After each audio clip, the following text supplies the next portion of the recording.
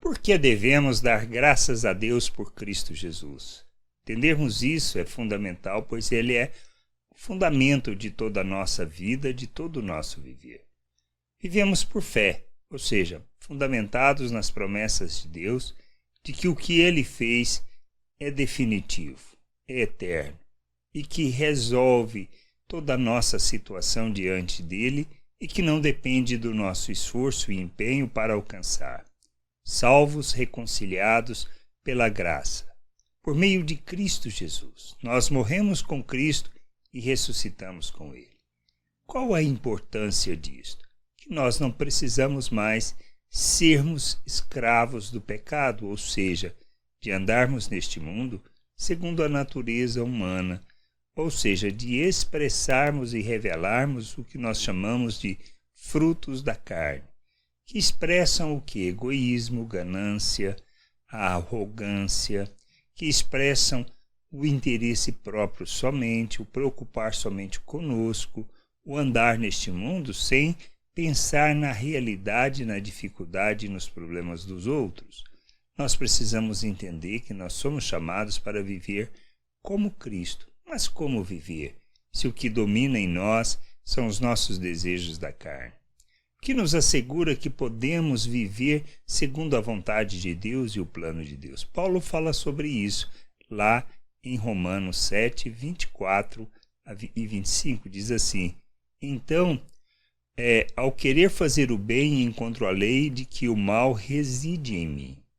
Porque no tocante ao homem interior tenho prazer na lei de Deus, mas vejo nos meus membros outra lei, que guerreando contra a lei da minha mente, me faz prisioneiro da lei do pecado que está nos meus membros. Isso são os versos 21 e 23.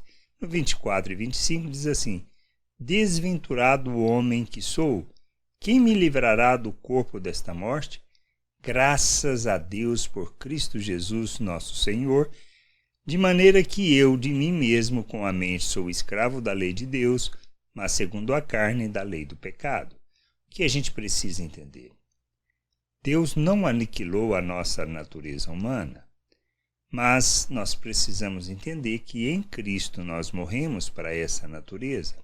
Não somos mais escravos, fomos libertos disso. Podemos viver segundo a vontade de Deus. Quem nos assegura isso? Cristo.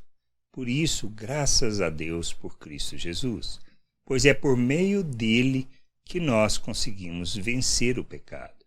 E vencer quer dizer não praticar o pecado. E não praticar o pecado é não revelarmos os frutos da carne.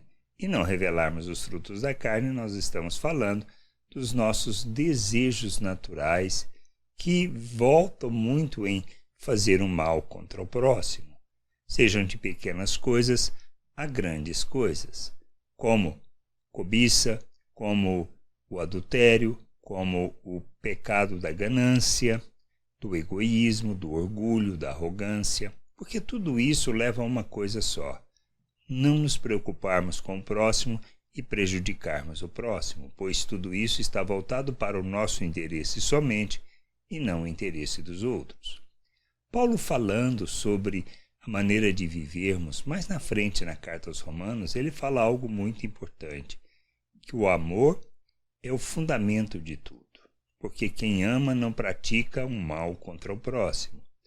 E a gente precisa entender que no amor tudo se resume, ou seja, resume toda a lei, todos os profetas. E por que podemos amar? Porque Deus derramou do seu amor em nossas vidas por meio do Espírito. Nós fomos capacitados para vivermos segundo a vontade de Deus, libertos do domínio do pecado, para podermos oferecer os nossos membros à justiça. Mas eu preciso ter consciência disso, o entendimento disto, de que Deus me libertou e que eu posso escolher a quem servir.